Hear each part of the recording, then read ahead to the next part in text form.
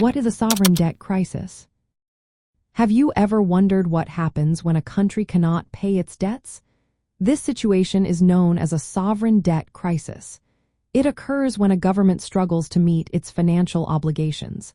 This means it cannot repay or service the money it has borrowed. A sovereign debt crisis often arises when the level of debt becomes too high compared to the country's economic output or revenue. When this happens, the government may find it hard to borrow more money. If it does manage to borrow, it might have to pay very high interest rates, which only worsens its financial situation. From a socialist viewpoint, this crisis is often seen as a result of the flaws within the capitalist system. Governments may accumulate excessive debt while trying to maintain economic growth. They often prioritize paying off debts over providing for social welfare. This can lead to austerity measures, which are cuts to public services like health care and education.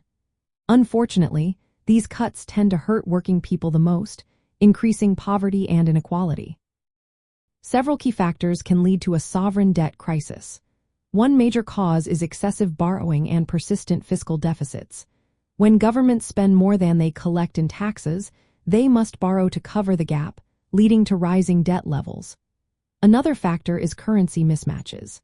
If a government borrows in foreign currencies, any drop in the value of its local currency makes repaying that debt much harder.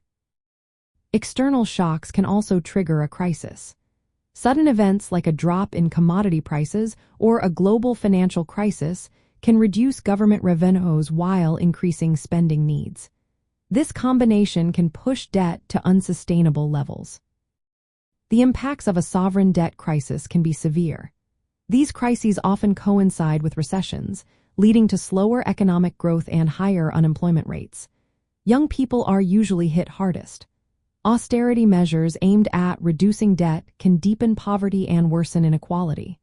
For example, during the debt crisis in Greece, poverty rates soared as public services were slashed. From a socialist perspective, these crises highlight the instability of capitalism. Financial markets and debt obligations often take precedence over people's needs.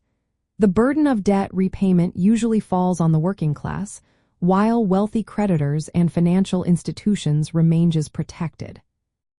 Socialists advocate for alternatives like debt, restructuring, and public ownership. They argue for economic policies that prioritize social welfare over profit and debt servicing. In essence, a sovereign debt crisis is a financial emergency where a government cannot pay its debts. This situation often leads to austerity measures and social hardship.